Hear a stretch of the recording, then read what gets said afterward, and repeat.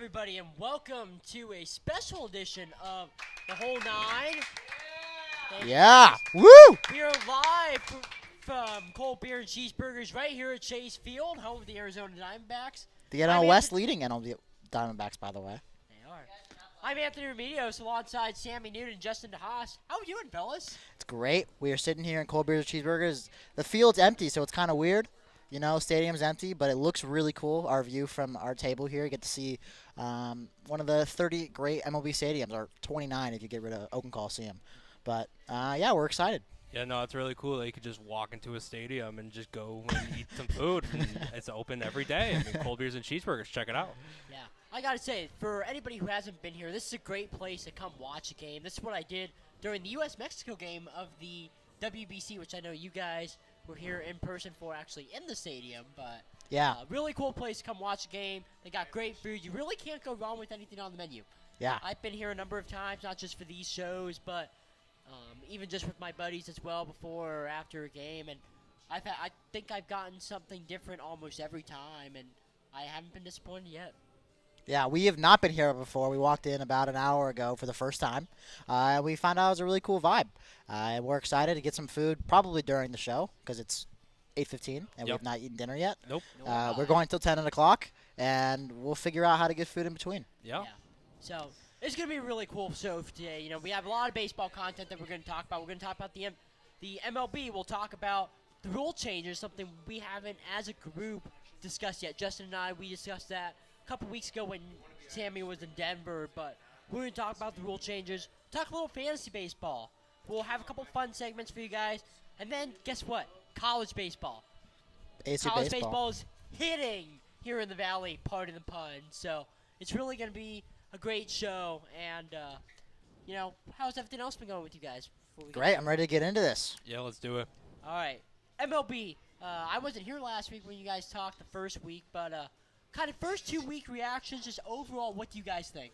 We'll start with you, Justin. Yeah, it's been really good. I mean, you look at the Tampa Bay Rays. They still haven't lost yet, folks. They are 13-0. Yeah. And, I mean, look, you could say, oh, well, you know, they haven't played anyone, and that's partially true, but they've won all the games that they're supposed to win. Like, that's not an easy thing to do by any means. I mean, every time it seems like you play an easy team, you probably are going to drop one, or, you know, at least in the span of, like, 5-6 games. But they have it, and they look very impressive. And besides that, I mean, you got other teams. You know, we got our favorite teams in the West, and yet none of our teams are the best team in the West. It's the Diamondbacks. So, I mean, lots of cool things going on right now. Just a little bit more on the Rays. I mean, there's not a lot of teams that have opened up 14. What are they, 13-0 now? 13-0, yeah. I mean, the longest win streak in MLB history is only 22, 21. So they're that was the Guardians 2 years ago. a couple years ago. You and I started we go. 1 week from now, they will be starting. Or if 1 week from now they're still winning, or next time on the whole night, if they're still winning, they might have clinched the record. We'll see. That would be cool. But let's get into Giants Dodgers real quick. We just wrapped up a series. Our favorite team, so Oh, let's talk about it. let's just start We don't. with the I mean, fact we don't that- need. I mean, we could. I think we should. Nah. Honestly, I think it's a great idea. Max Muncy is banned from ever coming to my house. I don't know if he ever wants to come to my house, but he's banned I from posed ever this coming to my question. I house. posed this question before. Who would you take in a fight, Max Muncy or John Heyman? Who would you root for? Oh, John Heyman, the guy who You would root for John cursed Heyman. the Giants. Wow. No, I didn't. My decision's not Hold over up, yet. hold My up. decision's not over yet. Oh, my bad. I'm just trying to think of it. All Well, right. the thing is John Heyman has delivered the two worst pieces of news in Giants offseason history, or the best news and then also the worst news, followed closely. Yeah, Yeah, but in the same offseason. yeah, in the same 2 weeks too. But so I would take Max Muncy, and I hope he has that bat he brings with him to San Francisco. That's obviously just juiced, and so he could hit John Heyman over the head with it. Wow, you know, as hard as he that can. on there. That is. He's good. Wow. Okay. Not a fan of John. I think can tell. Muncy would win that one. So you know, I would assume he would win if he doesn't. If he he's doesn't. he's got the age advantage. He's bulked. Yeah, I mean, I would think. I mean, is he bulked? I mean, Max he's Muncy. been putting those balls over the fence. That's I don't true. know He has what put it. you've been No, I saying, mean, but that's only because he takes steroids every time he comes to San Francisco. Oh yeah. I'm convinced at this point. Yeah, he just has loves to. Barry Bonds so They much that he roids up every time he Very steps into true. San Francisco. They have to. They should drug test him immediately. It's not bad. But I seriously want to ask a question though. why the hell do the Giants keep pitching to him? Very Can good somebody question. please give me an answer on that? Wait. Can I ask the question? Why did the Dodgers sit Max Muncy? Yeah, in the second game. Yeah, that's the better question. The one game the Giants won 5-0, and the guy who was missing from the 2 games the Dodgers crushed was Max Muncy. They just happened not to sit him. But back to your question, Anthony, why did the Giants not sit him? Well, the Giants believe that their pitchers are somehow better than everybody. They believe in the process. They don't believe in giving free bases ever. And obviously an intentional walk is an intentional free base. So giving one of those is not fun. But let's just take last night, for example, right? Max Muncy has a solo shot and a 3-run shot, right? In the solo shot, bases empty. You're probably not going to intentionally walk out with the bases empty. That never happens. That's Barry Bonds-like treatment. So stupid. But the 3-run home run is inexcusable.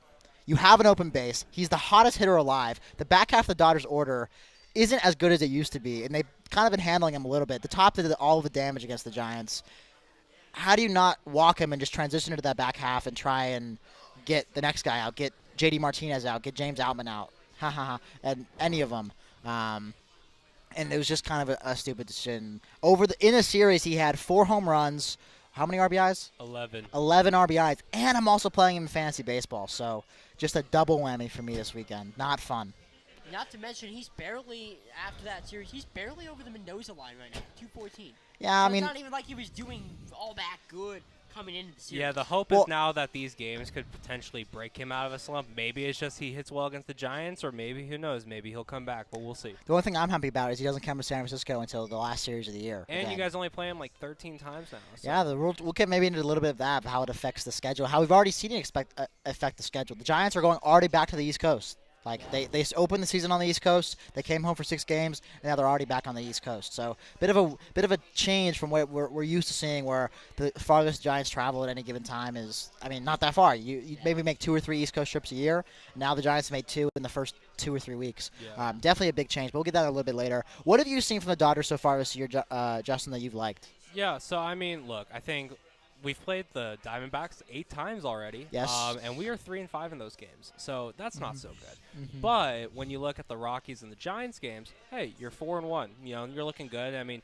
The fact that they've only played division opponents so far is just wild. Wow, I didn't even realize. The Giants have played 3 games against division opponents. It's Diamondbacks twice, it's Rockies, and it's Giants. So, but overall, look, the Diamondbacks are a very good squad, and we'll get into this later. Mm-hmm. They're very young, and I predict them to finish 3rd in the division, and right now they're 1st, and obviously it's early on, but I wouldn't be shocked if they are competing for a wild card and in that mix there. So when you're playing a team like that 8 times, you're supposed to win those games. Don't get me wrong, but Diamondbacks have been good, and they've been able to handle business in their other games. You take 2 or 3 against your rival that last year you absolutely owned.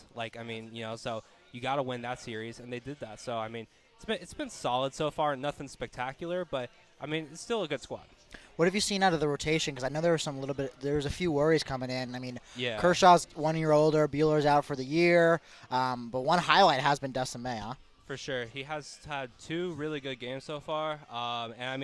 First time through the rotation, everyone looked amazing. Mm-hmm. And then second time around, Kershaw looked all right. Arias looked good.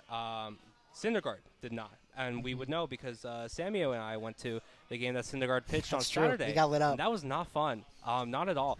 But, look, the rotation's been solid. You mentioned Dustin May. He's been the highlight. I would say, probably this season. Almost. Arias has been good, too. But that's a solid 1-2 punch you have right there. Kershaw, look, he's still been good. He's a nice number 3. If you can get Syndergaard to bounce back, and, he's got the potential.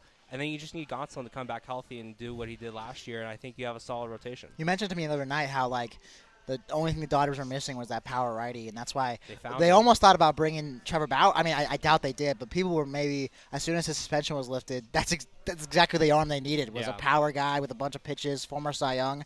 But now you kind of found just a better Trevor Bauer, it looks like. He throws 100. His sinker's got 19 inches of arm side run. It's freaking insane. That's got to be it's got to be awesome. As far as the Giants, rough start to the season. I don't even know what their record is. I don't really look at record at this point. 5-7. They're 5-7, 2 games under 500. They almost got swept by the Royals. Yes, that was very let's bad. Talk about that for so the opening of the season, they started on the East Coast. You know, you're in Chicago, you're in New York. Open the season in New York, then They went to Chicago. slugged in Chicago. They did slug in Chicago. They the won most 2 or part. 3. Well, the weird thing is when the Giants lose, they're very bad. When the Giants win, They're they're very very, good. very There's good. no middle Yeah, ground. there isn't a middle ground. Or the Royals game might have been a middle ground. The third one where they Michael Conforto hits like a Yeah, but that's only because Conforto came up clutch in like the 7th or 8th inning. 8th inning hit a nuke. But there are some positives from the Giants so far this year. The one thing that does worry about me is just the high strikeouts. God, they're striking out. Let me pull up Baseball Reference just to see who's striking out the most in the majors. But it's a lot. It also feels like the bottom of their order is a strikeout every time. 7, 8, 9. Joey Bart hasn't looked good. There's a lot of negatives, but there are still some positive if you can believe me. The rotation has looked solid. Webb has been kind of okay. You know, he's had that he's giving up way more home runs than he used to, but he's also striking out a lot more guys. But what have you seen from the Giants this year that you like, Anthony? For me, it's just the thing is they're inconsistent. You know, I would love to start seeing some consistency. I mean, look at that catch by Bryce Johnson yesterday. Yeah. So, they have their bright spots, but you just don't know when those bright spots are going to come. I mean, like you said, they'll have a day where they'll go on a slugfest like they did in Chicago for 2 of those Twice. 3 games. And then, yeah. But then when they lose, you know, they'll lose 10-3 yesterday. The bullpen is really an area of concern. And just, I think the pitching overall is not what they expected it to be and not where it needs to be. Yeah. Be competitive in not just one of the harder divisions of baseball, but in the harder league. Yeah. Their bullpen has been slightly worrying. The one thing that I have kind of been worried about has been Taylor Rogers, not Tyler. Tyler's been excellent. You know, Mr. Submarine out here. I think he hasn't allowed a run, and he's like a sub 1 ERA in his last 30 appearances or something, dating back to last year, of course. He's been really good. But his brother Taylor Rogers, who he brought in, his twin brother, almost gimmicky at some point, but Taylor Rogers is a very high-quality reliever. He has been for a few years. Last year, he split time with Milwaukee and San Diego, and that's it, because he got traded in the Hader trade, right? Mm-hmm. He kind of struggled with San Diego, didn't he, a little bit? Yeah. And he struggled so far this year. He gave up the 3-run bomb to Muncie yesterday, which was very bad. I mean, giving a 3-home run in any circumstance is bad, but especially when he's already hit 3 homers against you in the last 2 days, and God, we're going to go back to Max Muncy real quick, because I saw this stat earlier. Since Gabe Kapler has taken over as Giants manager, since the beginning of the 2020 season, Max Muncy has 49 hits against the Giants, or 49 at-bats, or 49 hits. I forgot which one it was. I know exactly which stat you're referring to. It's, hold up, I think I retweeted this. I have it. So, since Gabe Kapler took over as manager in 2020, Max Muncy has 49 hits against the San Francisco Giants, and 21 of the 49 hits have been home runs. 21. That's I mean, 40%. Yeah, that's insane. That's bad. Yeah, it just And they've never intentionally walked him in that time. yeah. So, The Giants that just shows how much Kapler really is. I don't know what he's doing with this analytics game. Is he embracing it? Because if you were looking at that from an analytical perspective, you would think, maybe we should walk him. Well, the analytical haven't. perspective is to never walk him, right? I mean, you never, ever, ever give up free bases if you can avoid it, especially on that 3-run home run, right? You walk him, bases are loaded. That's what he's trying to avoid. I would have walked him. You would have walked him. Just would have walked him. Yeah. Everyone in this restaurant would have walked him, but Gabe Kapler did not walk him, and he got punished for it. We'll see when next time the Giants and Dodgers meet if they will walk him in any situation, but that's not going to be for a while, given the schedule changes like Justin mentioned. But I think the Giants in the next week is really going to test them, right? You saw them struggle against the Royals, and to me, a key in a season for a good team is the good teams beat the bad teams, and they win every single one of those series, right? Coming up, you got 6 games against the Tigers, 3 games set against the Tigers, and a 3-game set against the Marlins. If you don't win 4 of those games, 3 against Marlins. if you don't win 4 of those games, you're in trouble, because those are 3 teams. Although you're on the road, Tigers are just Especially awful. the Tigers, because They're Miami, I mean, at horrendous. least you got Sandy Alcantara. If yeah. you're I think we pitching- might run into Alcantara, but Yeah, if you're playing against Alcantara, you can lose that game. That's fine. That's a little game a lot of people lose. But yeah, against the Tigers, they don't really have any marquee starting pitchers. I mean, did you see Javier Baez today? I did. But explain Oh, the situation. That was horrendous. So Javier Baez hit a ball that, let's just say, hit the wall, and he pimped it. He thought, oh, I got it over the wall, and he did not hustle out of the box, and he barely got a double in what should have been a stand-up double. And then he was at third base with 1 out, and let's just say fly ball out to the outfield, and Should be tagging up. he should be tagging up, and he didn't because he didn't know how many outs there were. So that is Javier Baez in a nutshell, folks. That is why I drafted him, and then I cut him like last week. That seemed like a guy to me who is not interested in playing for the Tigers and heavily regrets signing that contract. And he's like in his second year of that contract. Yeah. It was like and it's not like he's a valuable trade piece either, right? No, he's not worth anything really much at this point. So, I mean, he needs a change of scenery, but, like, I mean, how are you going to get it when you're still, like, less than halfway through that contract? The Tigers in a really weird spot, too, because it's like they said they were competing last year, and then you had the whole thing with Eduardo Rodriguez, one of their premier signings. This is our Eduardo, right? Yeah, Eduardo. Yeah. He just disappears in the middle of the season for personal reasons. I don't think he's back. I don't think he's been back since. I don't think he's been back. He's been pitching this year. Oh, he has been yeah. pitching this year? Okay, so he is back. But, yeah, he missed a large portion last year because of mental health. And, I mean, he's back, which is great. But, yeah. But also he's been in 3 games. He started 3 games. Well, yeah, I mean, you've only been able to start 3 games. But then what was I going to say? But, yeah, they said they were going for it. They said they were competing. They had a solid 2021, if I'm correct, right? They won like 500. Yeah. They won like 500. Regressed heavily last year. Now they're kind of in, like, no man's land. They're waiting for Spencer Torkelson to come through. They got Torkelson, Riley Green, both are both young have struggled. kids. I mean, yeah. So, I mean, Torkelson more so than Green. But, yeah, it's been – I mean, look, yeah, they're in a peculiar spot. I mean, like you said, they overachieved 2021 and then made those, like, 2 big signings. Neither have worked out so far. I went to a Giants-Tigers game last year, actually. You did? Did the Giants win? No, They because did every not. game he went to for a Giants game last year, they lost. So, It was Anthony, hilarious. I'm going to be honest. Can you not go to any Giants games this year? Because they need every win they can get, for sure. To be determined. To be determined. Let's pivot to the rest of the NL West here.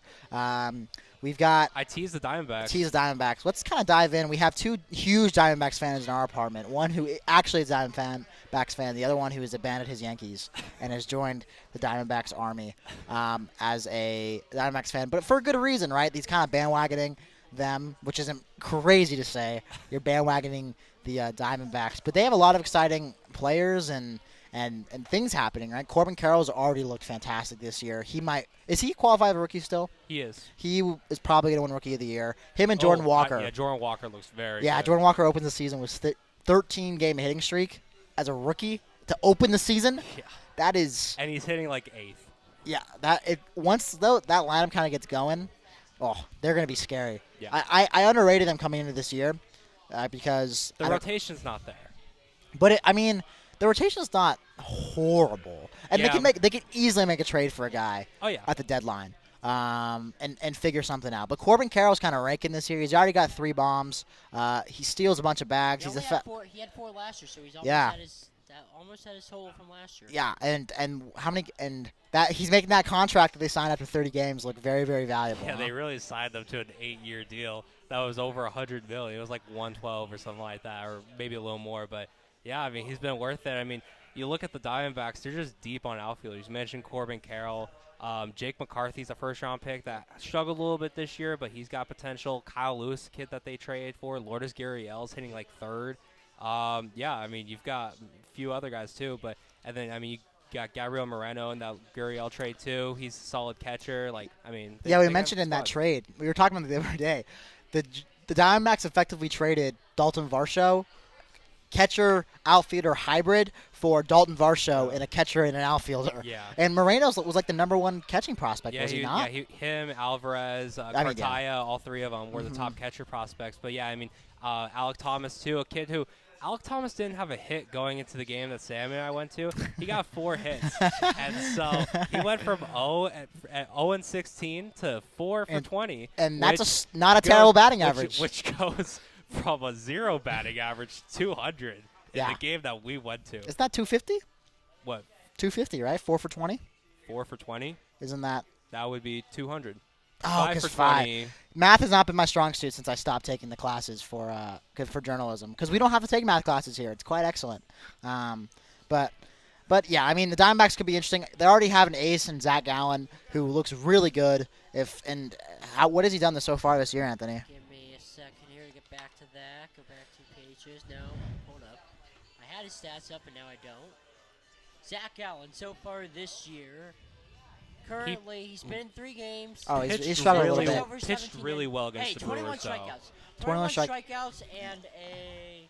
The ERA is struggling, but coming off of a very good Yeah, against season the Brewers, last year. Against the Brewers in his last outing, he went like 7 innings, like a .57 WHIP, no earned runs, like 11 Ks.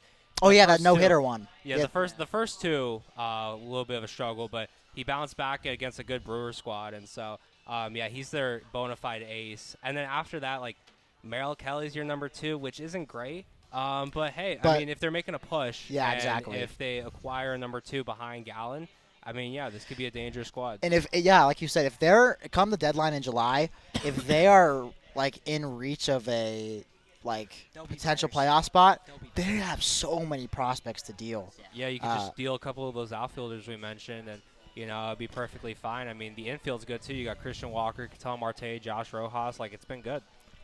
The other thing about the D-backs this year is their speed. I want to talk about their speed for Yes. a 2nd, and just speed as a whole. We are seeing that stolen bases with the new base size, which we'll get to later in the show.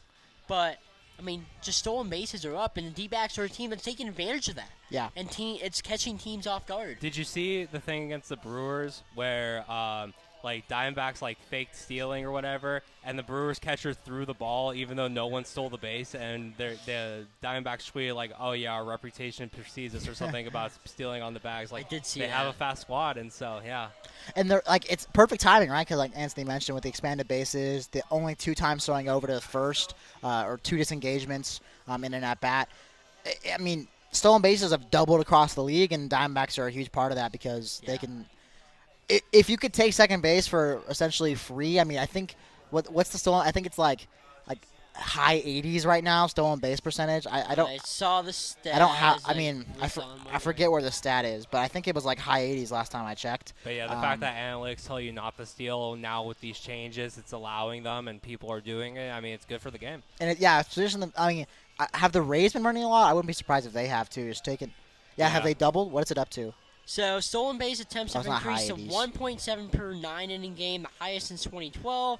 Success rate on stolen base attempts is just under 80%, up 74%. So from it last year. hasn't improved as much as I thought it did. But I mean, it's nice to see some more action in the game. We'll get to the rule Yeah. changes a little bit later. But let's move off the NL West. That is our favorite division. Let's talk about the Rays, this team that just keeps Yeah. winning. Mm-hmm. I mean, they were down 3-1 today, and just Here's the thing about the Rays. Talk about a guy like Brandon Lau, Yeah. who really has, come out this year and hitting however many home runs. Let's see, he has 4 in just the first 2 weeks. Yeah. 10 RBIs. I mean, it's not just him too. If you look at their team as a whole, I think they lead the league in majors. And let me see if I can find Let's the stat see. right here.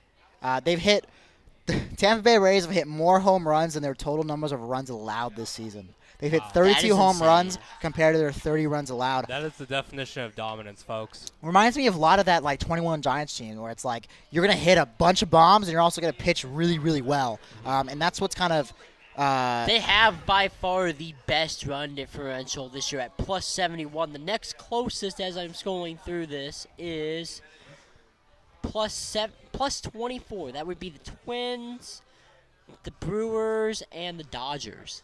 So, they are more than 50. They're almost 50 more runs differential than any other. I mean, that's a final season run differential. Over a full season, Yeah. if you have a 71 run differential, that is a successful season. You are probably a playoff team. And speaking of, actually, Yankees had a plus 240 last year. I mean, so but that- look here. I mean, Cleveland, playoff team, plus 64. Tampa Bay last year, plus 72. no, Toronto plus last 52. I mean, plus 52. Toronto last year, 96, plus 96. I mean, there's playoff teams, plus 67 for Seattle. And they were for sure a playoff team. They were locked in there. So Tampa Bay Rays run differential already at plus 71, mostly because it hasn't gone down. It's just kept going up. Yeah. So when you win, your run differential just keeps going and going and going and going because it doesn't come down ever.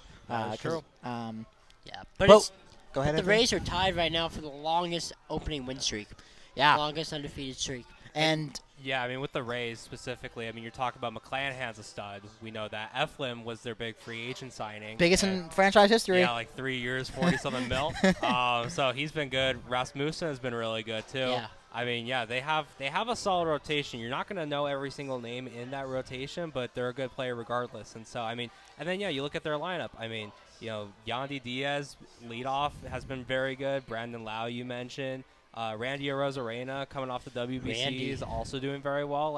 And again, the lineup, you're not going to know every single name in that lineup, but they're a good player. And I mean, the bullpen, look, that's what their staple is, right? They've really been able to manage their bullpen very well. And look, this Kevin Cash is one of the best managers in baseball. We all know that. And so they have a very strong squad this year. And watch out for them. They're going to get even better, right? Because they have Tyler Glasnow coming back here soon, and that rotation That lengthens punch out of even McClanahan, more. Glasnow. If Glasnow can stay healthy, of course. Of course. Well, and the other thing about the Rays, remember, they're doing this with one of the lowest payrolls in the league at number 28.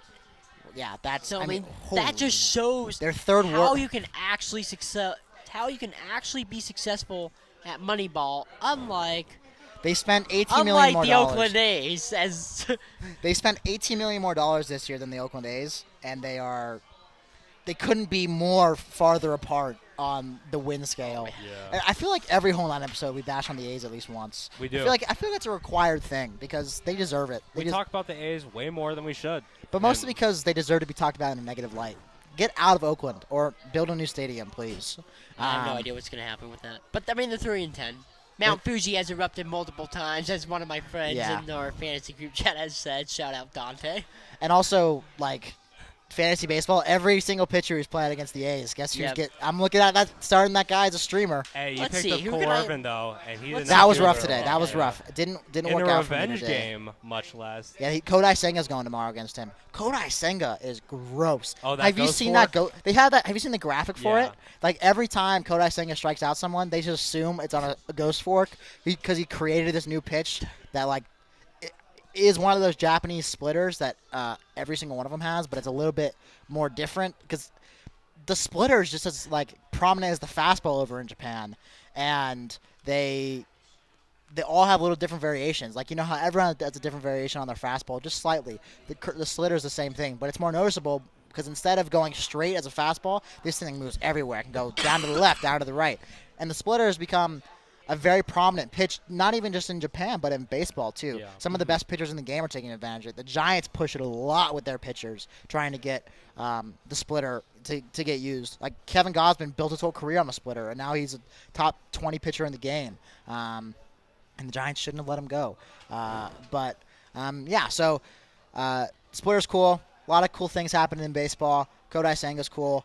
A's suck. Rays are good. What else do we want to talk about? How about we talk? We mentioned we teased a little bit earlier with Corbin Carroll, and we mentioned Jordan Walker. But the rookies, man, we have a special class of rookies right here. Jared Kelenic at the freaking bomb today. We're gonna get to Jared Kelenic because we have a huge Jared Kelenic fan here on the show that has loved everything he's ever done in a Mariners uniform. Of course. For Anthony's favorite team, the Mariners. But let's get started with Jordan Walker here. Can someone pull up his baseball reference here just to see where he's got where he started? Jordan Walker. He's a Give me rookie one for the. second. Aha, here we go. Rookie for the Cardinals. That tore it up in spring training and has been one of those rare things where he's torn up in spring training and then moved it over to the bigs. What's he looking like this so far, Anthony? So, I mean, just from a stats perspective here, 4 extra base hits, 2 home runs, 8 RBIs, getting over 300, about 320. And like we mentioned, he's got a hit in every game so far this year. Yeah. To have a guy like that in your 8-hole to know he's going to be on base once to set the table for that dangerous top of the order, including Arenado and Goldschmidt, huge. Hey, look, here's the thing about that bottom part of the order, as we've seen with ASU, which we'll get to later in the night. But, your 6, 7, 8, 9 guys don't need to be the guys that are hitting the home runs. Just get on base, keep the inning alive, and then let everybody else do the work, especially in those 8 and 9 spots. Yeah, if you can, we always mention how the 9 spot's kind of like a second leadoff, right? Yeah. You want that guy to come on and get on base early so that you can drive him home with your big guns, and they did that a lot this weekend. And and the thing is with the Cardinals, I mean, Tommy Edmonds hitting ninth a lot of time for them, depending on what the pitcher matchup's like. And so when you have a guy like Tommy Edmond and you're able to put him ninth because you could put a guy like Brendan Donovan at leadoff. Oh, by the way, you have Jordan Walker hitting right in front of Tommy Edmond at 8. It's just a very solid back half of the lineup. And like we talked about, the lineup is legit. This is one of the best lineups in baseball, especially when you have Arenado and Goldschmidt, the two best corner infielders in the game potentially. And then it's just the rotation is a little, you don't know what to expect from him. I mean, look, Michaelis is decent, nothing spectacular. Montgomery had a good game today. He's a good pitcher overall. Wainwright is on the IL. He's old, so I mean, but he's still He's decent. on the IL already? Yeah, he started off the season on the IL. Oh, because they couldn't get him stretched out enough. I think that's because they couldn't get him stretched out enough with USA, with the U.S. at least, because They call it like a groin injury, but a groin injury, yeah. So Walker's hitting streak actually ended today. Oh, it ended today? Yeah. Oh, that sucks. He went 0 for We 4 cursed against it. Pittsburgh. But the thing about the Cardinals as a whole is, I mean, this is a team that we, as a group, before the season started, granted, we're week 2, 12 games in, 13 games in here, but Cardinals are at the bottom of that division at 5-8. Yeah, I don't really care. Yeah. But, I mean, they open it up. They're coming off 2 straight wins against Colorado, in which, of course, Arenado couldn't get away from Coors Field without hitting an absolute nuke like he did the other day. Just reminding him, you paid $50 million to send me away. Yep. Here's a nuke. You know what I mean? It's just, I love when players do that. When a team That's right. It still confuses me, by the way. It literally doesn't make any sense. All they got was like Austin Gomber and like maybe another prospect that. And then they paid $50 million. They paid the 50 mil, I think, is the part that really shocks me. Now, Grant, he didn't want to be there, but look what we Oh, got. gosh. Yes. I can't drink that. And we can't Sammy drink that can't either. Drink that. There's So one guy there's here really who only one can't choice. Drink that. And I see Ryan here getting worried about the Anthony, board here. Anthony, Oh. Anthony, or AR. Oh, put the lime in there. Okay, I like it. Did any juice even come out of that lime? No.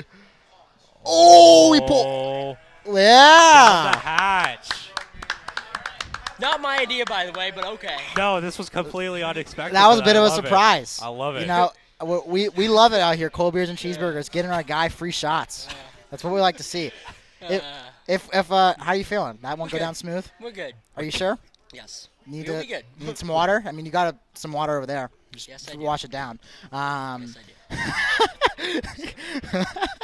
That was awesome. But where even were we? I don't even remember where we were. I don't know. We can just move on to the next Talk thing, about the honestly. Cardinals. No, let's talk about Jared Kelnick, man. Oh, yeah. Let's get into it because I think you have a little bit of a segment. We have a little bit of a Hey, should segment we on him bring later. would this be the time we bring our Mariners fan? I don't know because I think Justin has had a hatred for Jared Kelnick. hatred, I wouldn't say wow. a hatred, but you don't talk crap about a lot of guys.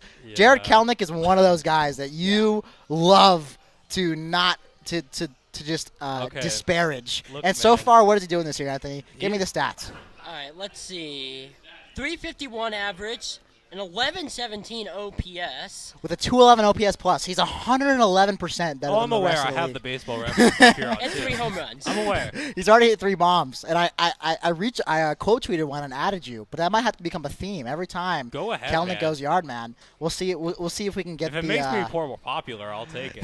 Let's see here. The thing about Jared Kelnick, I mean, look, he's playing well this year. I'll give him credit for that. But look, okay, the reason why I kind of bashed him a little bit. Have you seen his previous 2 years? Let's just Whoa, say whoa, they whoa, haven't whoa, whoa! been very You don't have to good. live in the past, Justin. We have to live in the present Live in the season. past where in 2021 the he had past, a the past. 181 It's all the a- past, A Justin. 181 All of it in the average past. with a 265 OBP. And a then 141 the next year. I see he's adding to my point. The Mariners fan right here Do is you have a adding to my 141 point. on base? But oh, see, it's batting. crazy. No, 141 batting average.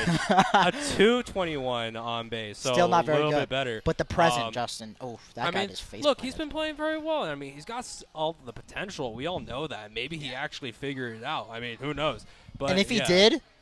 did, that Mariners squad, very, very scary. Yeah, I mean, look, again. he's got a .8 WAR this year, so now he's got a negative 1.2 career WAR. So, hey, maybe if he keeps it up, maybe he'll have a 0 WAR. I mean, that would be incredible, wouldn't it?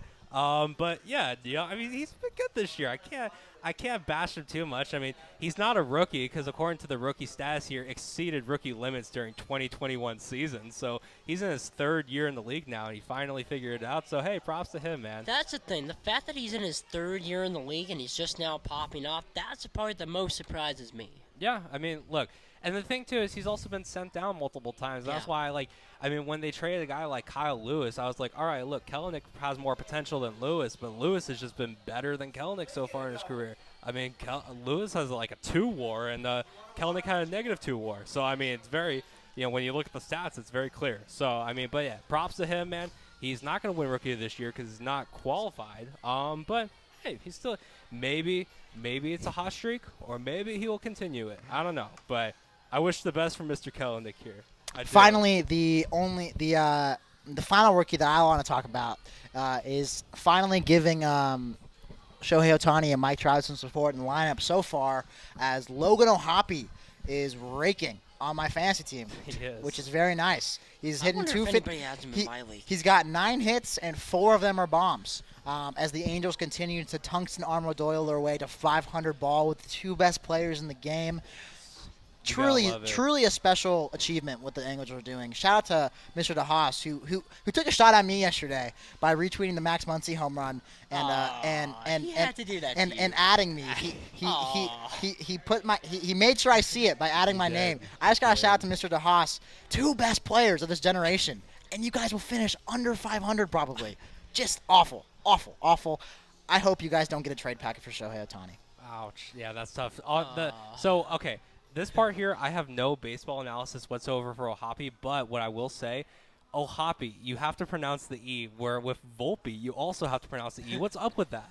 Speaking of Volpe. I was expecting it to be Volpe, and I was expecting it to be O'Hoppe, but no, you have to pronounce the E for both of them. I mean, it caught me off guard. I'm sorry. English, gotta love it. Yeah, that is true. It could have been O'Hoppe, or it could have been Volpe. I doubt it's O'Hoppe. Or Volpe. That sounds very. You think he's Irish? O'Hoppe? I mean, he has to That's be. got to be doesn't an he? Irish thing, right? Well, I mean, you would also think, if you hear the name Shaquille O'Neal, you would also think that's Irish too with O'Neal, but... O'Neal? I mean, he's... maybe. That's true. I mean, the Shaquille part, no, but the O'Neal part, yes. Shaquille O'Neal is the exact opposite of an Irishman. You couldn't get farther away from an Irishman. But that's going to... You want to push us to break, Anthony? Yep. So, when we come back from the break, we'll talk about MLB rule changes. We'll talk about fantasy baseball, and we got a fun segment for you guys. So, we're going to take a quick break, order some food, Potentially. get some more drinks, and maybe. Well, maybe. we'll get some more drinks, not we. That is not a plural thing. And That we'll is be a back in just a Sobo couple thing. minutes. You're watching the whole and listening to the whole 9 live from Cold Beer and Cheeseburgers from Chase Field.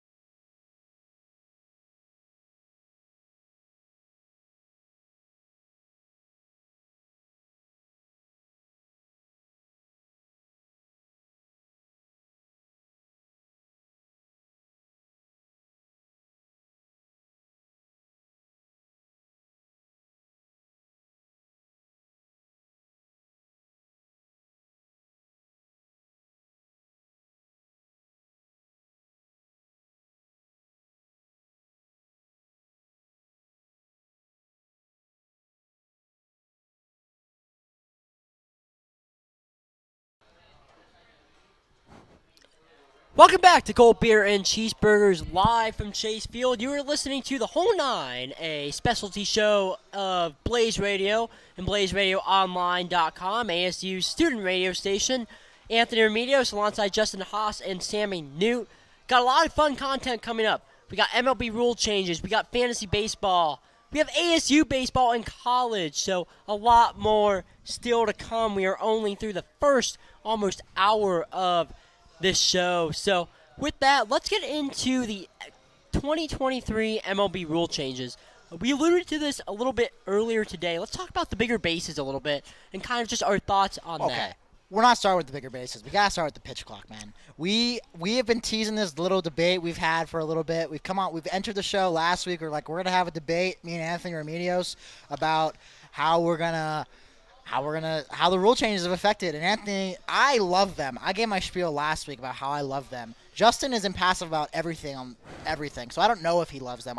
I assume I think like them. I think he does. But Anthony, you have put out there that you are not a fan.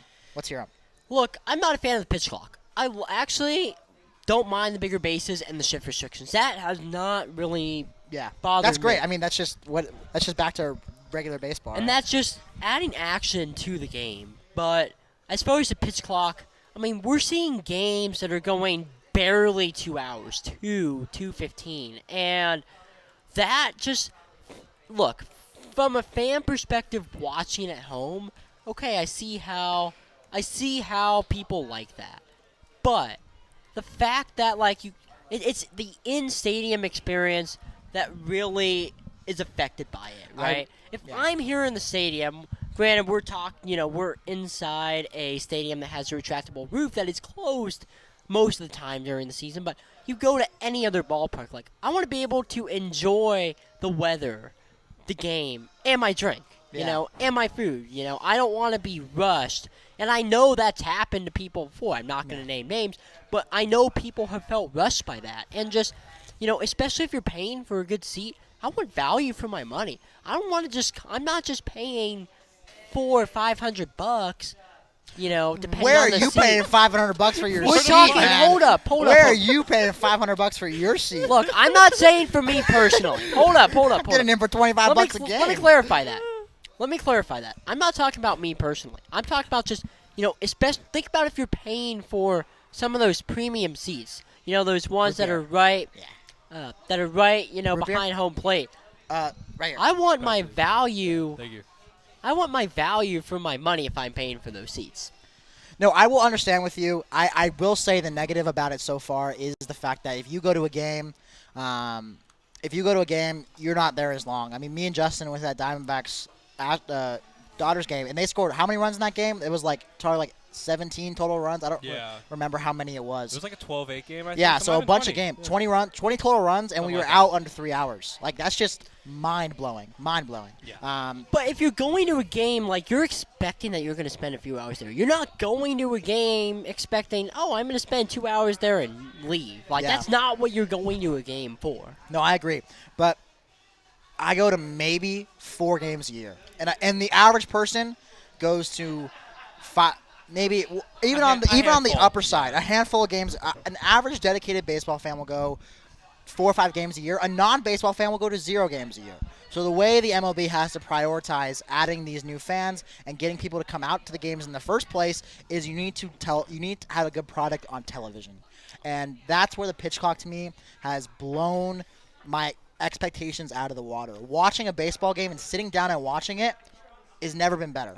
Look, I'm not saying the pitch clock is bad, but I think the way that it's currently set up with the current times maybe is a little bit short. So what do you think would be your amended changes to? I would say go 25 pitches between at-bats. 25 seconds? With no run. Oh. Sorry, yes. Well, it's at 30 seconds in between at-bats right now. 30 seconds between at-bats, but between pitches, it's currently 20 seconds with nobody between pitches with nobody on, 15 with runners on. No, other way around. 15 with no runners on, 20 with. Yeah. I would say go 20 and 25 respectively. At least another 5 seconds. That is not something I'm totally opposed for, especially when we get to playoff time. Yeah. I would not be opposed to potentially extending it just to, like you said, watching a playoff baseball game is not usually a bad experience. You know what I mean? You want to let that kind of to last as long as possible. But the thing that surprised me is Rob Manfred has come out and said that that's an open discussion. They're starting the pitch clock at 15 and 20, and they're going to see how it affects the game. Yeah. And then they've opened to make it even mid-season changes this year. Yeah. They're total. I don't know if they might. I doubt they will because. Well, I mean, the thing is, you baseball could try hates it out change. in the minor leagues, right? Like you could say, okay, minor leagues, we'll do the 25 and 20 as opposed to the 20 and 15. I think that's a solid solution to just test it out because, I mean, you could say that is too short. I mean, yeah, there's times where it's 2 hours. But, I mean, I don't know if it's necessarily too short. I think 2.5 hours to 3 hours is, the golden period, right? And you're still getting that with, high-scoring games. It's those pitching duels that you have very fast. Yeah. That's And where I mean- we've noticed. Yeah. And I mean, that's not a bad thing necessarily because those games, I feel like you want to go quick anyways with pitching duels. I mean, there's not much action going on anyways. So, I kind of like your idea. I would want to see it tested out in the minors first before it actually gets to the big leagues. But, I mean, I like the pitch clock as a whole because, like Sammy said, I mean, a high-scoring game still only took less than 3 hours. That's incredible. And, I mean, when you're when you're the NFL, you could have 3-hour-long games and no one cares because it's entertaining. But MLB doesn't have that luxury, So I think if you could cut it to 2.5, which they have, it's been solid so far. I will say those pitchers duels, they go so fast. They go 2 hours. They go very, very fast. It's like I went to 4 spring training games, and 2 of them were 2:15, and it's wait, it's already the 6th inning? Yeah, I must admit, if you miss a game, you miss a game. For example, I was editing a package or something like that. I left half an hour before the Giants game started. Took me a couple hours to get it done. I had the game on the side, but I was mostly focused on getting my stuff done. You right? just kind of have it in the background. Yeah. I've done that before. And once I finished my package, I was like, okay, I can sit down and watch the back half of the game, and it was the 8th. Yeah. And I'm like, okay, that's a little bit annoying that I missed the whole game because I wasn't able to sit down. Right. But when you do sit down and you are able to watch those games, the product is immensely better to me because what did it get rid of? What about baseball did the pitch clock get rid of that you will miss besides spending more time at a ballpark? Besides the in-person experience, you think about, and Justin will appreciate this, you think about some of the great broadcasters of the game. Okay, I admit that. Vin Scully. Yeah. Dwayne Kuiper. John Miller.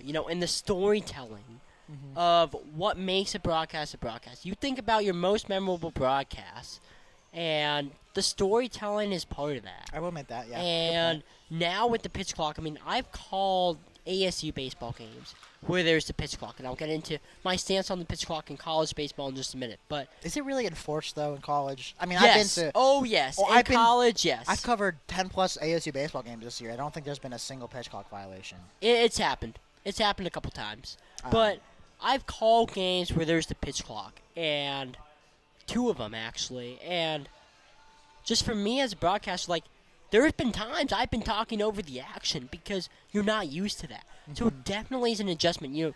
You, Justin, listening to Vin Scully all those years growing up, those stories were what made him a great broadcaster. Yeah, no, you definitely got a And point. now with the pitch clock, you don't have as much of that because you don't have as much airtime to fill. Yeah, I would say, for us baseball fans, it doesn't matter. It's going to take, if a game takes 3.5 hours, we're still going to watch Exactly. anyways. It's for the regular consumer that they're not interested in 3.5-hour games. They like 2.5-hour games better. And, I mean, yes, the regular consumer also can appreciate the greatness of, a Vin Scully, but at the same time, I don't think it has as much gravity for them as it would for us because we very much appreciate it. Where them, they can take it for granted sometimes. And so they look at the 2.5 hours and they say, oh, I prefer this. I prefer getting overdone faster and that, we could just get rid of the boring parts of the dead time.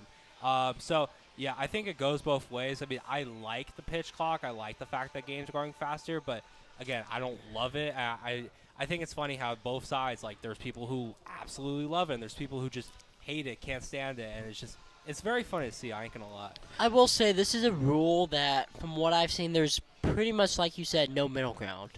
I agree. I mean, I feel like it's a lot of social media. With social media nowadays, that's kind of a lot. There's not a lot of middle ground kind of anywhere. It's mostly you love it or you hate it. And I feel like you're a little bit on that middle ground anyways, Anthony, because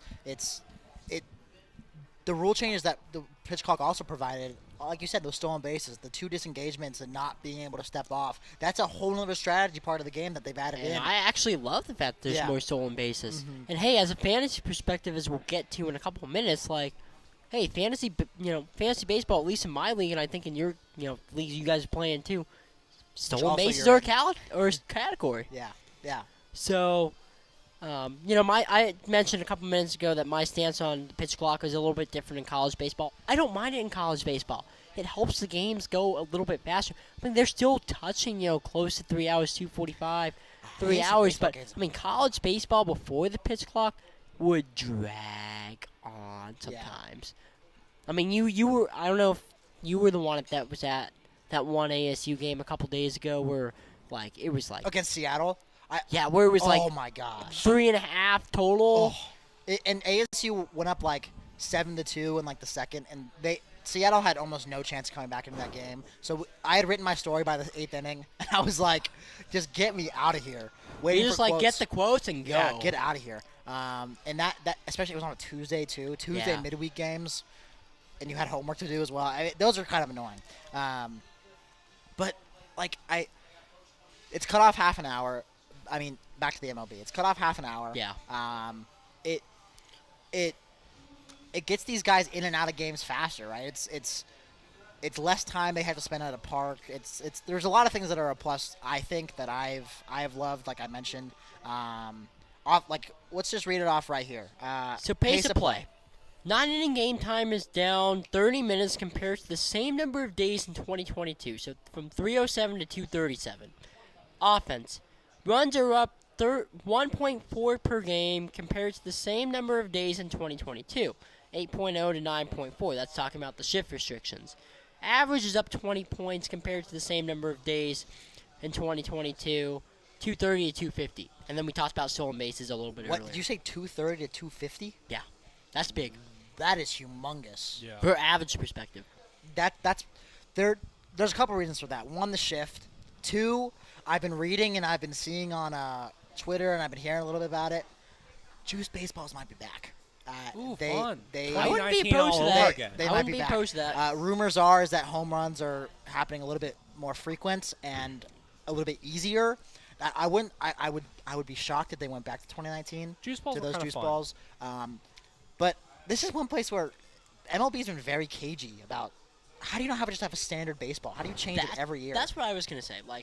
Find consistency. I don't know if I really care one way or the other whether you juice the balls or not, but pick a consistency and find something. I mean, we were seeing just a down of offense in 2022, Sammy. Yeah, it went way down. I mean, and then they admitted that there was an article that came out that MLB, of course, swept under the rug, that they were getting juicier baseballs in bigger games.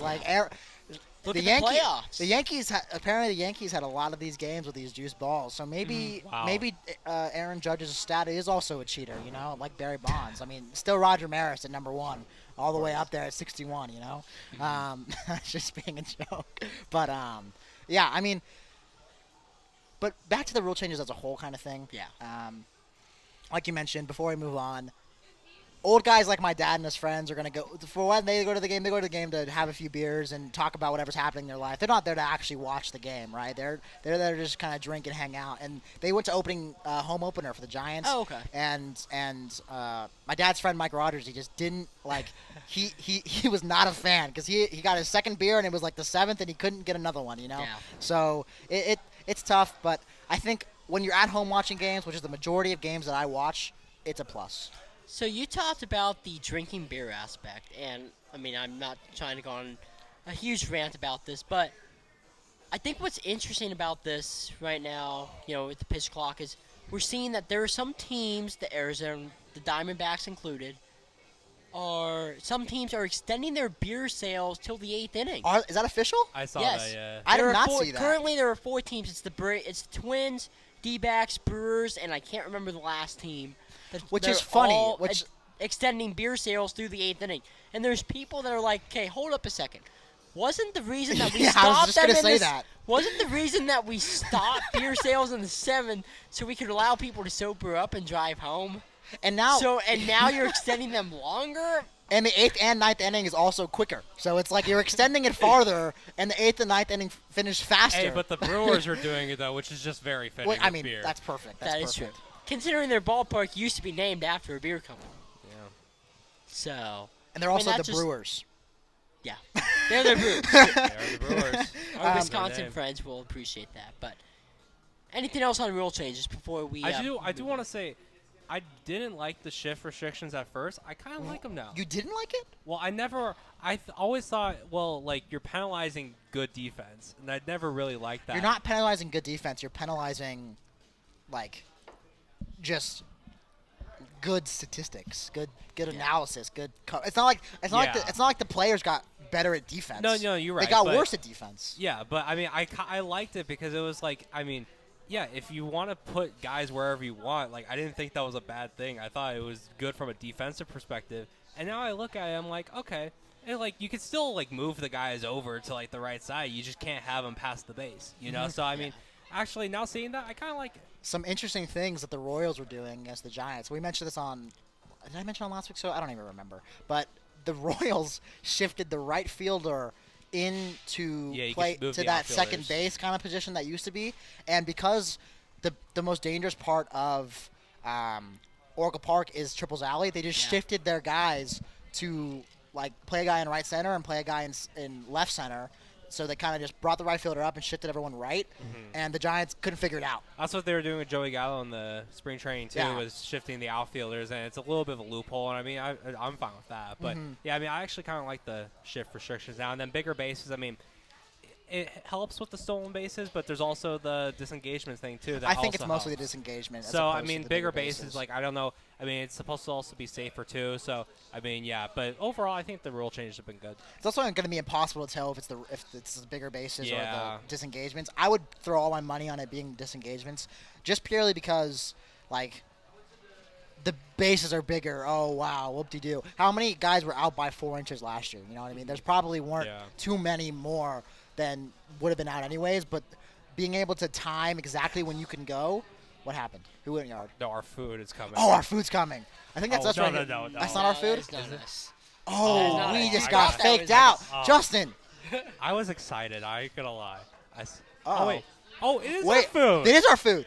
Yes. Wait, hold up. That's some of your Wait. food. Wait. Hold up. I see your burger, Justin, I think. Yeah, you got the did. mac and cheeseburger. I got the mac He and got the mac and cheeseburger. cheeseburger. Yes. Oh, that's mine right here. And I had the open pit. Yep. That would be mine. Oh yeah. There Mac we and go. cheeseburger, baby. Now we're getting food on the air. Okay. That may be a first for us here at the whole 9, Oh, but you know that's also, also did you for did you another check day. your drink? Because I think I might have your root beer. Definitely not, because that is 100% root beer. Oh, then maybe maybe I tasted it wrong. We'll see. Thank you. Oh, and napkins. Can you hand me some napkins, Justin? yeah, it tastes fine. Let's taste test these burgers, guys. Never Do it. been here before. And Justin, you want to say what you got? I got the mac and cheeseburger, and I'm very excited for this. Anthony, what did you pick up? So I got the open pit, which is basically a bacon cheeseburger. But with his, I thought about getting what he got, but I also then once he ordered it, I'm like, okay, you know what? I'll go with something different. And then when I saw Oh, that you did I steer you the wrong way, Anthony? I No, you did not. apologize. Whoa, I look mean, how not big this- really, look because I how got I've what I had wanted. this one before and it's good. So This bread's like an inch thick. It is. Yeah. hey, like I said at the beginning of the show, this is a Onion a rings. restaurant. Onion rings regardless are of, solid. Wait, Well, I I haven't think this tried is. it I yet, think that's but yours. I think like this is onion yours, rings. Anthony. Wait, I that might. one's Yeah, mine? this one had bacon on it. I didn't have bacon on mine. Oh yeah, then this one. Then that Sorry one's I touched probably- it, but- that one, you're good. I don't care. Um, Like I said at the beginning of the show, this is a restaurant. Regardless of whether you go to this location or one of the other ones that they have here in the valley, you can't go wrong with anything on their menu. You Very really true. can't. So I got the Thousand Island burger. which Onion is rings are good. really. Can I I- try one? yeah, go By ahead. any Can you pass me the ketchup too? Oh, I don't know about that. I mean, hold on, I will pass it. You can have this I will onion do ring that that's one. not really a ring. it's a crescent, onion crescent. It is. Look at us, say something. All right, well, let's move on from rule changes. I know we're eating burgers here, but let's move on to our next segment, which is our fantasy baseball league.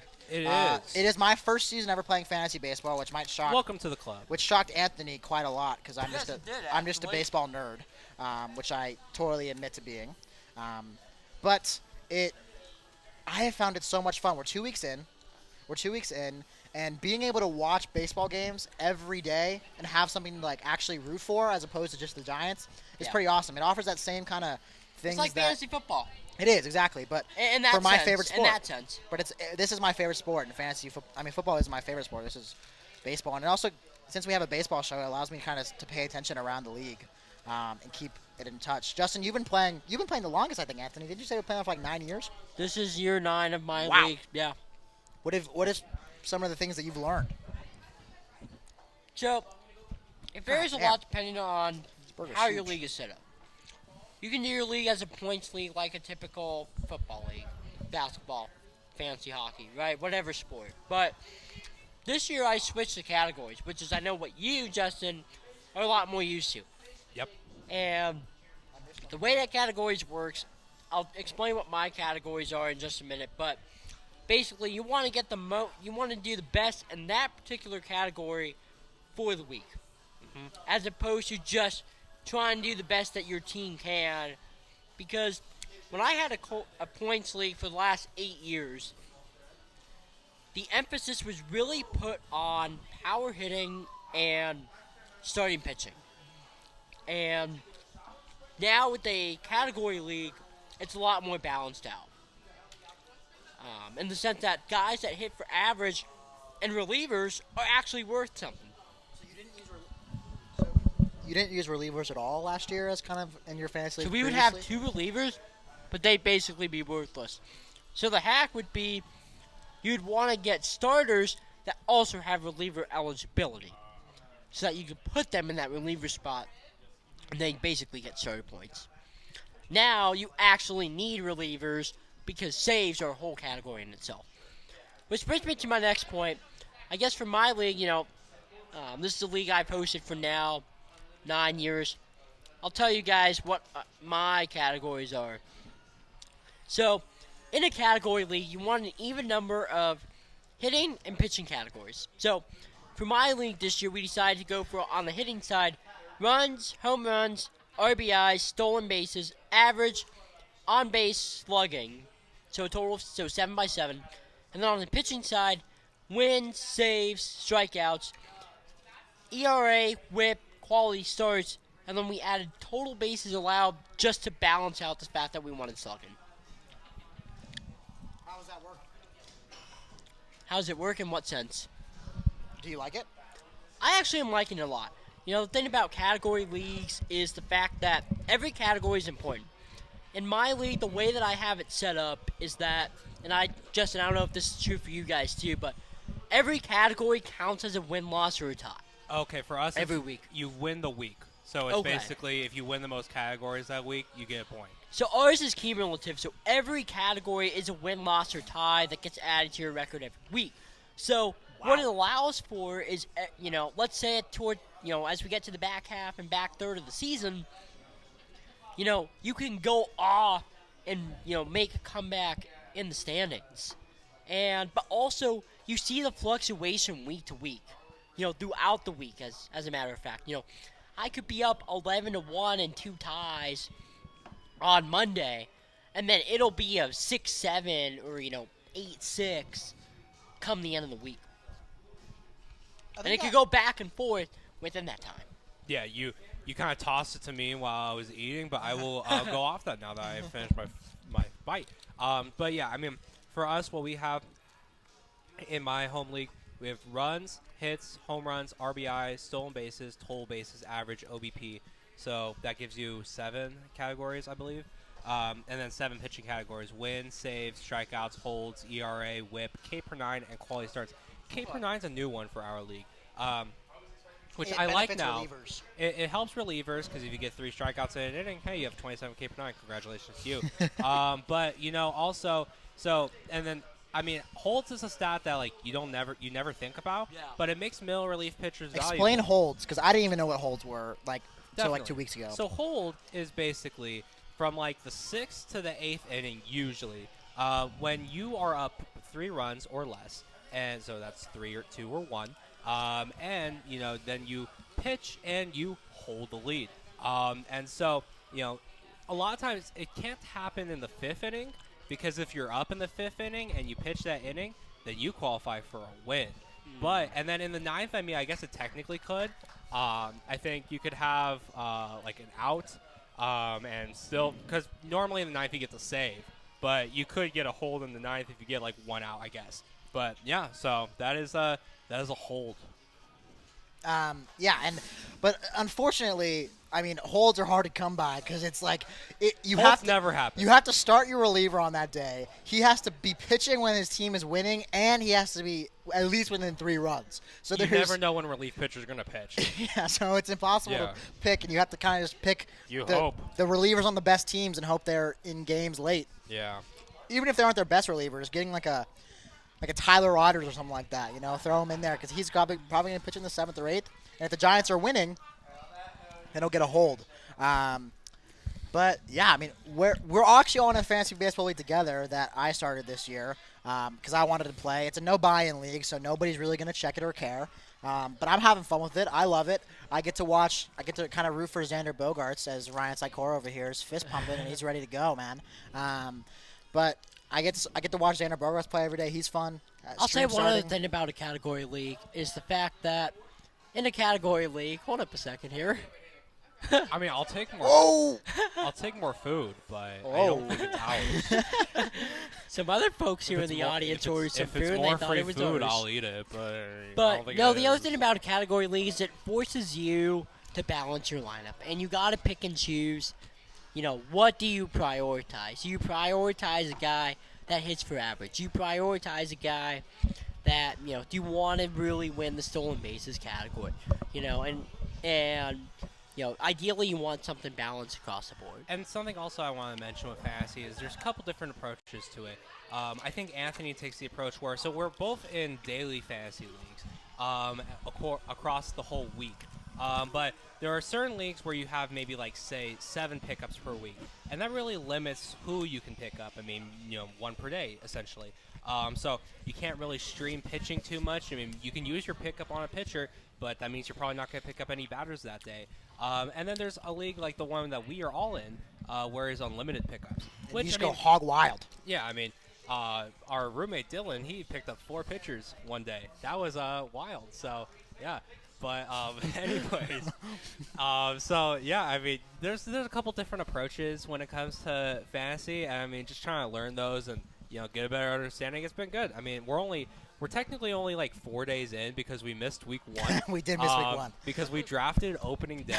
And, hey, is that your fault? It is my fault. It's my fault. ESPN didn't let you play that week, even though we drafted opening. So what's really sucked is that the first week, though, was from opening day Thursday all the way to the next Sunday. We missed like a week and a half. We missed standard. Like 6 games, like 6 days of games. Can I just say, I have Tim Anderson on my team, and he got injured like Monday. So the first day I could really use him, he's on the IL, so he's out 2 to 4 weeks. So who am I starting? Jorge Mateo, shortstop for the Baltimore Orioles.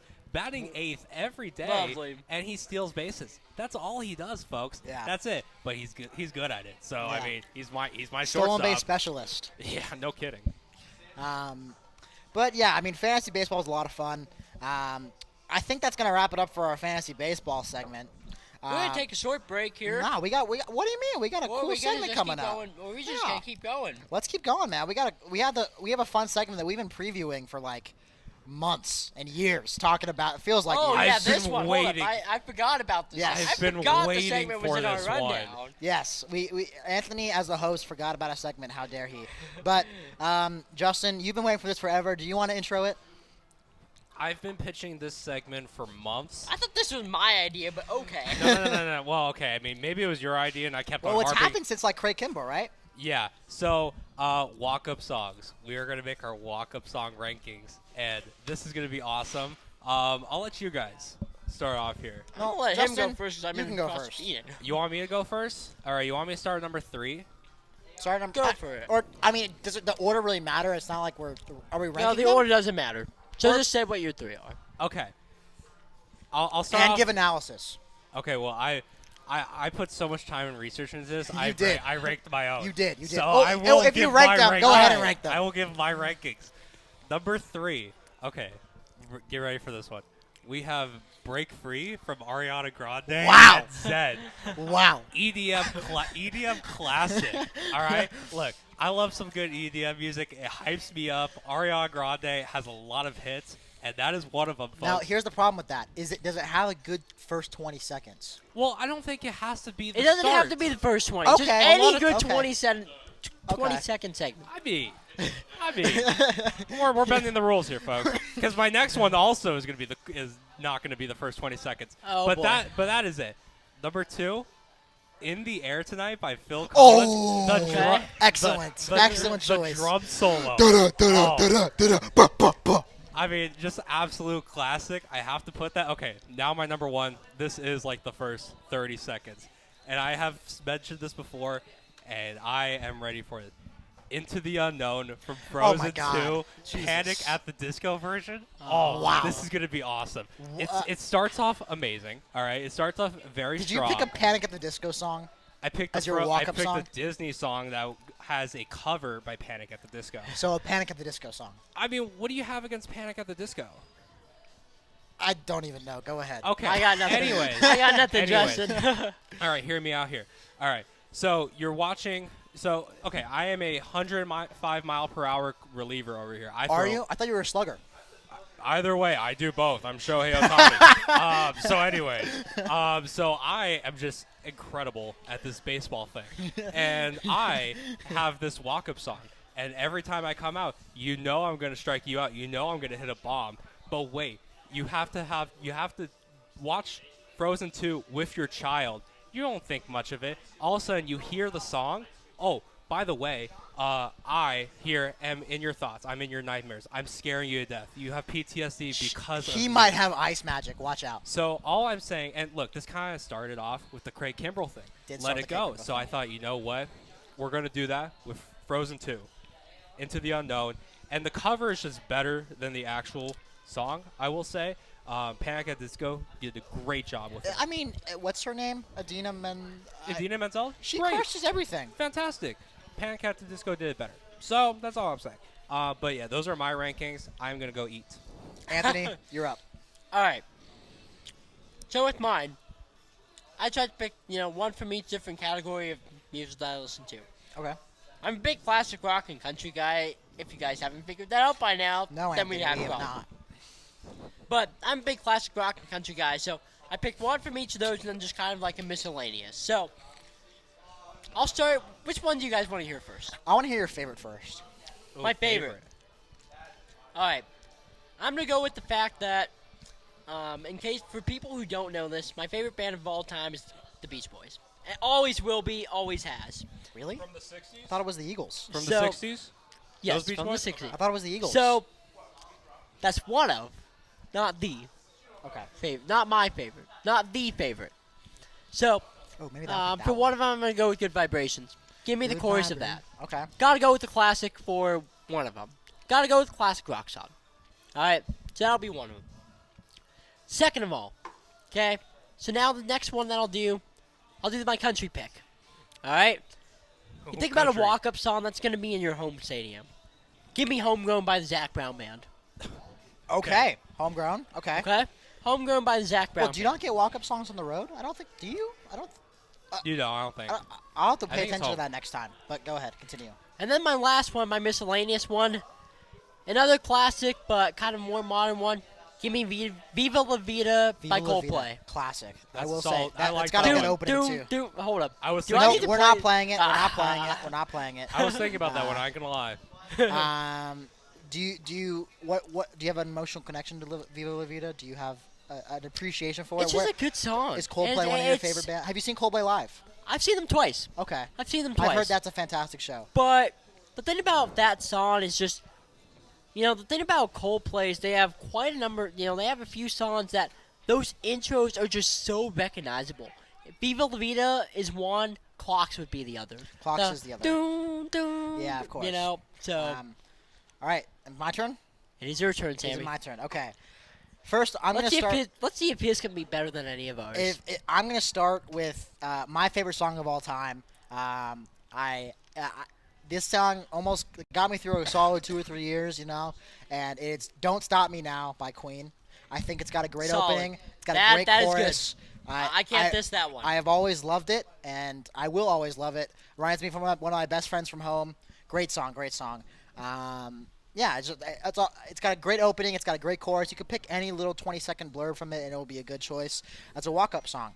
My second choice is I wasn't even thinking about this until I went to the ASU baseball game on Tuesday, and we were listening.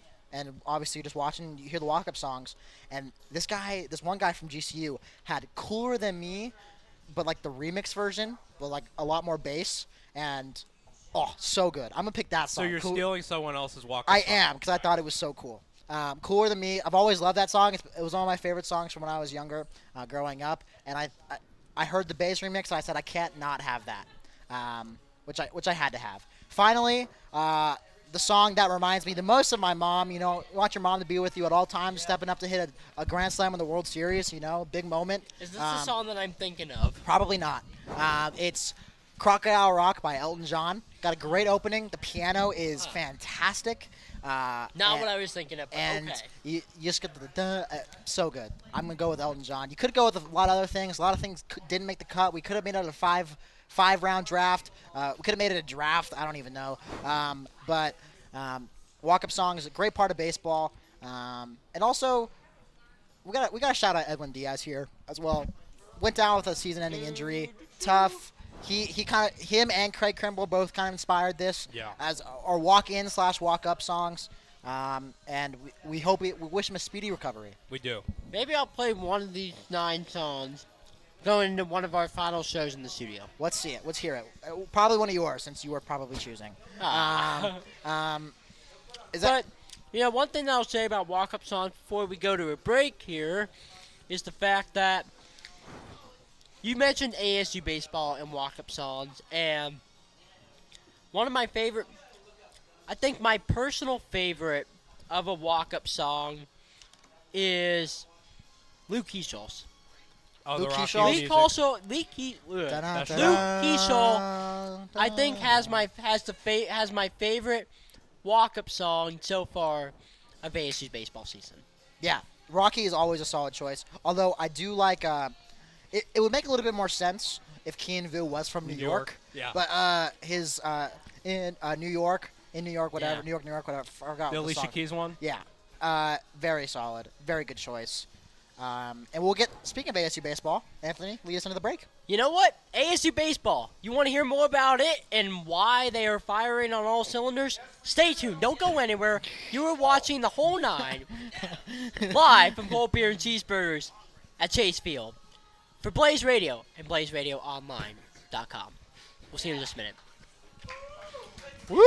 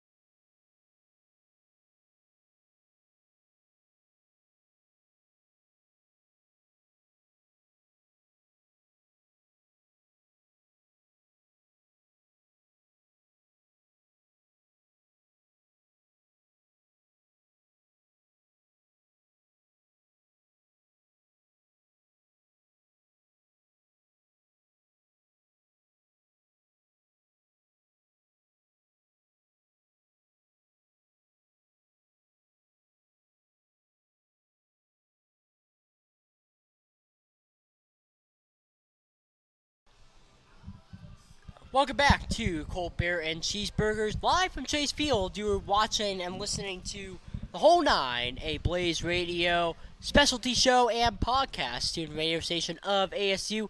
Anthony Remedios alongside Sammy New and Justin DeHaas. And guess what? We got a fun segment for you coming up, one that Sammy and I for sure have been waiting to talk about all week long. College baseball, ASU baseball, is firing on all cylinders right now. Ranked number 24th in the nation, they just came back from a 9-2 deficit. The third time in the 1.5-year Willie Bloomquist era that they have come back from a 7-run deficit. Our Sammy Newt was there. I was there. You know what? Go ahead and give us the recap. What exactly did you see and what exactly happened? Yeah, so in that me game? and my coverage partner, Sean, we showed Who's up. here in the He audience? is Shout in, out Sean. Yeah, love that guy. We showed up to the game at GCU. Got to cover a road game, first road baseball game I got to cover, and probably the only one because we don't get paid to fly. And got there, set up, and GCU jumps them really fast. Matt Teeting did not look very good on the bump to start. GCU scores like I think they scored like 7 runs in the first like 3 innings, where ASU couldn't answer at all. Eventually, the lead gets up to 9-2, like Anthony said. And in the 8th inning, ASU bats around, scores 9 runs, and takes the lead. Just an insane comeback. Sean was flabbergasted. I was flabbergasted. It made writing an article difficult because how do you explain that? It's hard to put that into words what that team did. In just a midweek game, too. Especially, they had a little bit of pressure on them, too, because you think about it. I mean, your first time being ranked, we saw that with ASU basketball this year. You saw football, too, in years past. Well, yeah, ASU basketball gets ranked number 25 in the country. They go up to University of San Francisco and lose by 40, which is not what you're supposed to do as a ranked team. But in ASU baseball almost does the exact same thing, going into a non-ranked opponent and losing big. But that 9 inning saves them. Luke Hill has a career-high 5 RBIs. In 1 inning, he hits a 3-run bomb, a 2-run, and then the take the lead single to put him up 11-9, which will put him ahead for good, technically. And then the star of the show, I think, on Tuesday was redshirt freshman Nick McLean, who was making his college. I was just about to mention him. Who was making his college debut. He transferred from UCLA last year, but didn't see a single pitch, didn't see a single inning in the outfield. Mostly, we don't really know why. I think it might have been a combination of injuries and the fact mainly injuries, and that UCLA is very good at baseball as well. I think he had a back injury last year, and then it was a wrist injury all this year. Yeah, so like you said, he missed the first 6 to 8 weeks or 6 to 7 weeks of the season with a wrist injury.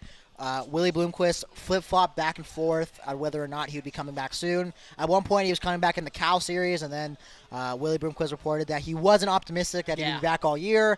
And then 2 days later, he was back, and he's back on track, and then started, obviously, on Tuesday. And in his college debut, he goes 3 for 6 with 4 RBIs in his first college home run. Crazy day for him. It was so good to see him out there. We're not supposed to be fans, but when you see a story like that, guy who's been hurt so long. That's just a feel-good story, regardless of whether or not you're a fan or just somebody watching. I mean, that's what you call a feel-good story, right? And you had mentioned that home run. I want to talk about that home run for a second. We don't have the clip loaded into our system to be able to play that for you, but I don't know if you saw the video, Sammy, or even you, Justin, for that matter, who I know is still finally finishing up his burger and fries. But I don't know if either of you guys saw that video, but that pitch, I got to give credit to that GCU pitcher.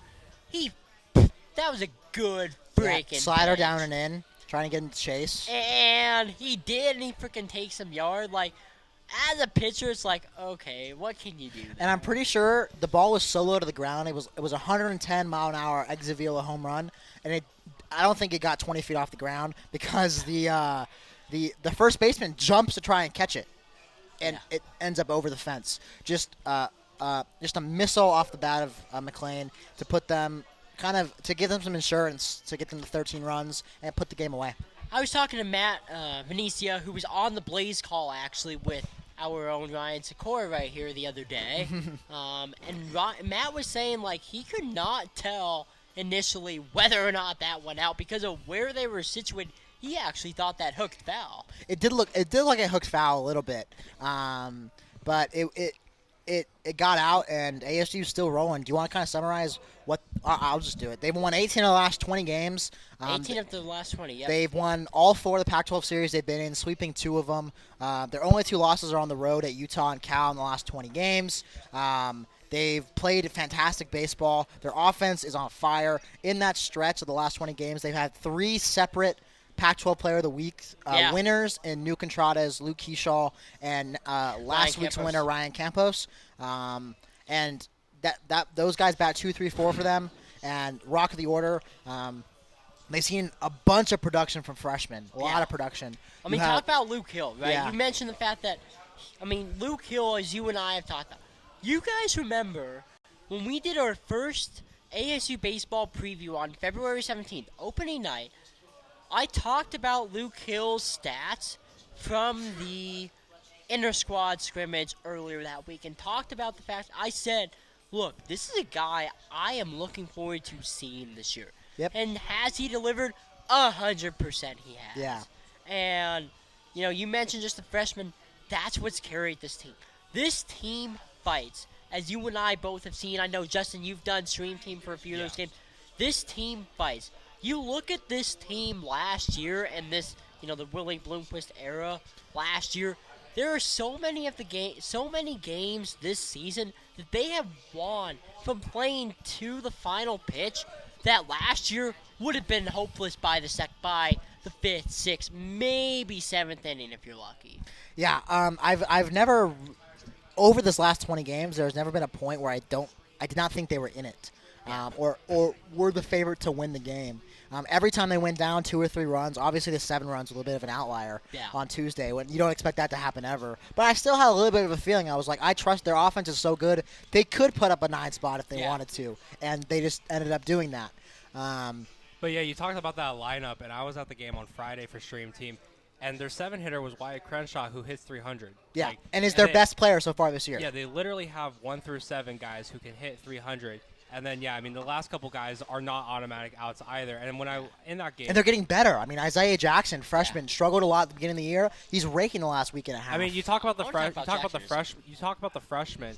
Isaiah Jackson was the most highly touted freshman amongst these group of guys. Yeah. And he's the one who's performed the worst so far. Would say Keen Vu's they've kind of been on the same level, but of like the 3 main guys you saw coming in. But it's safe to say that Jackson's below Vu in the sense that Vu's been hitting leadoff and Jackson's been hitting. Yeah. With McLean coming out or coming back to the lineup, I think Vu's playing time might go down a little bit. Probably. Because I don't think you can lose Jackson's defense in the outfield. Yeah. You mentioned that defense. He has already robbed 2 home runs this season. He did that opening weekend against San Diego State, which I know both of you guys rep for. I know for sure you were there. Yeah. And he just did that the other day against Washington State in the series finale. So,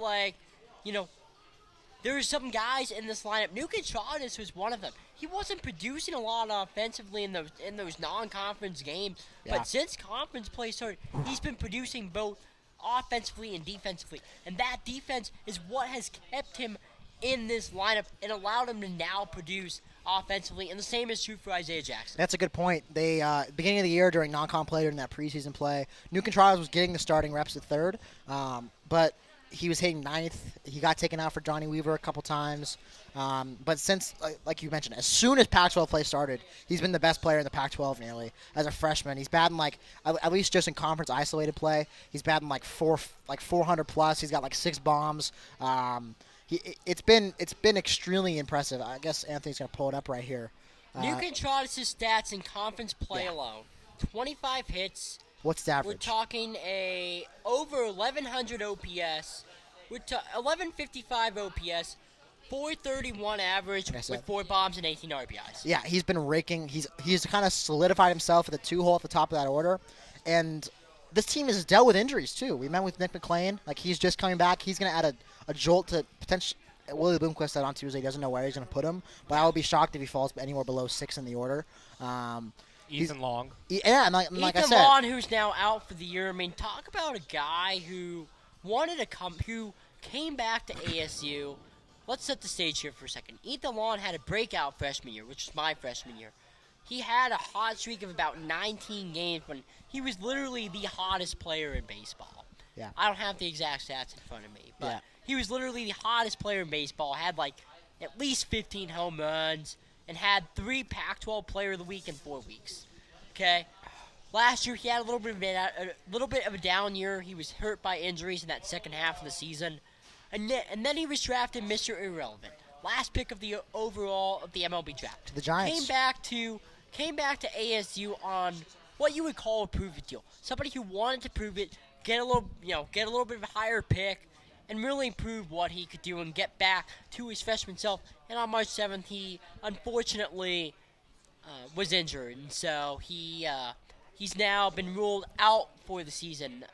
So really poor situation for him. And also, real quick with the injuries, Jesse Wainscott. I was just about to mention. Fell off his scooter and broke his Reportedly, collarbone. we don't know for sure, but Reportedly. reportedly. I mean, I doubt Jack Luder's lying, or I doubt he got a bad source. But I My mean, sources tell me. your sources? My sources. I have the same source, I think. Really? Did you see it on? From Jack Loader. And then also from Devil's Kendall Digest. Rogers. Yeah, and like Devil's Digest, Kendall Yeah. Rogers, all of them. But I mean, we don't have to focus on the bad stuff. I think that this team has put itself in a very good position to make a run at the Pac-12 title, and it's even Absolutely. shocking when Stanford is just here. Like Stanford is fantastic, such And, a I mean, good squad. You talk about the Pac-12 title. That starts now with you play the best 5 teams. I mean, obviously Yeah. you're one of them, but then you got the next 5 teams. Yeah. And you've had the easy part of your schedule so far. Yeah, it's Literally done. the 4 worst teams. Yeah, in the the fir- Pac-12 the first based 4 off teams- standings. The first 4 teams they played have combined to go like I literally. They're have the it. bottom 4 of the Pac-12. Well, they combined to We're go. not going to dodge around that bullet. But you have Stanford, USC, UCLA all ranked, and then you got Oregon State, great program. They're just very Oregon, young. And like, Oregon was Oregon ranked flirts last, with the top 25. Oregon was ranked last week. Well, after Washington, they go Oregon State, Oregon, Stanford, USC, UCLA. tough. That's all their weekend series for the rest of the season. That is a gauntlet. Yeah. But going back to your guys' point earlier, something that this team has done that you guys mentioned is a key to success in this game is the fact that, hey, good teams win the series that you're supposed to win. And that's exactly what ASU has done. They have swept yeah. 2 of their They're Pac-12 sweeping opponents them. and taken 2 out of 3 from the other 2. I mean, what else can you ask for? And the 2 games they lost, they just kind of choked too. It wasn't yeah, even like and I mean, Yeah, look, that that's Utah bound, game. Oof, yeah, up. brutal. Were they up like 12 like to 5 in like the 7th and lost by like 3? That was bad. Oof. And look, that's bound to happen in this game. You're Yeah. not going to win them all. I get that. I want to go back to Jesse Wainscott for a second. A guy who really has been a staple of this ASU bullpen.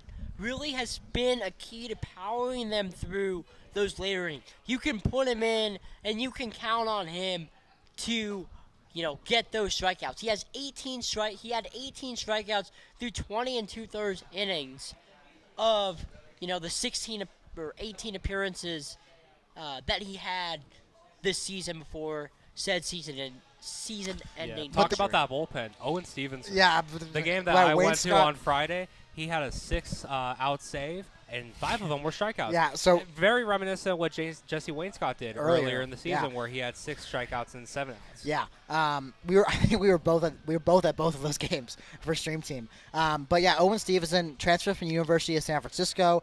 Thought he was going to be a starter at the beginning of the year. I still think he should be a starter. His stuff's too good. He's been a starter his whole career. He's stretched out before, but he's found a really good niche the last couple weeks in the closer role. And he comes in, he can let the arm loose and throw 97 and just go boom, boom, boom, boom, boom. And ASU usually comes out on the other end with a W. Talk about another guy who's been on a tear as of lately on the pitching side. Talk about Christian Curtis, who has 17 strikeouts in his last 2 starts, which is the most of any 2-game stretch in his career. Yeah, I also want to talk about Ross Dunn, too. He pitched in the game that I went Sub-3 to. ERA? Yeah, so he has like a sub-3, like you said, sub-3 ERA. 309. Oh, Now it it's went above back because up. after the Wazoo game. But this guy's been good all year. In the game that I went to, what I noticed, so 4 2/3, didn't really give up that many runs at all, but the whip was high. It was five hits and 5 walks, and he had over 100 pitches without going through 5. And 9 strikeouts, though.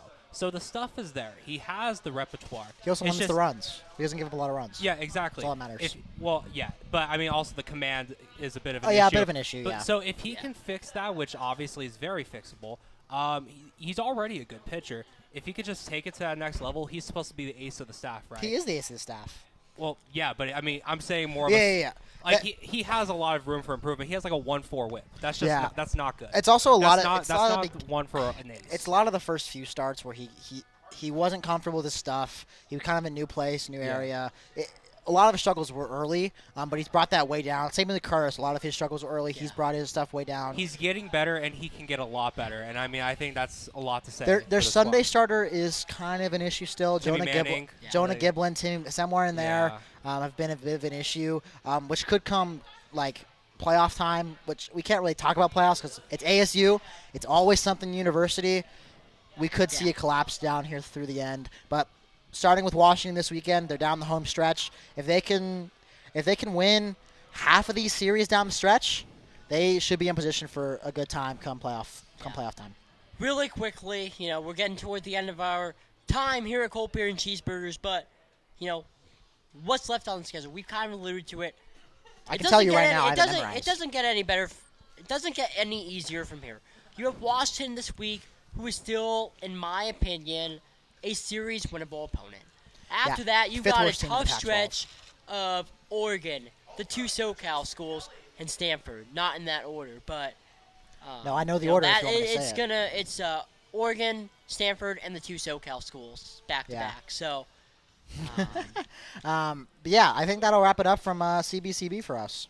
Anything else, Justin? No, I've had a great time here. I got a free meal, and it was a very good meal. I will say that. I told you, you can't go wrong with anything on this exactly. menu. So shout out to Cold Beers and Cheeseburgers. Thank you for having us. Thank you to Blaze for having us too. What an honor to be here, and it's Yes. just been a great night. Yes, thank you so much to everyone. Shout out to all my family out there that are all definitely still watching. Thanks to all my buddies who are still Yeah. watching. And my family too. That'll Yeah. do it for us. The whole nine. Anthony Remedios, Sammy Newt, and Justin DeHaas from Cold Beer and Cheeseburgers live at Chase Field. Thank you all so much for joining in. We had a great time being with you all. We'll see you all next time in the studio next Friday from noon to 1 p.m. Mountain Standard Time.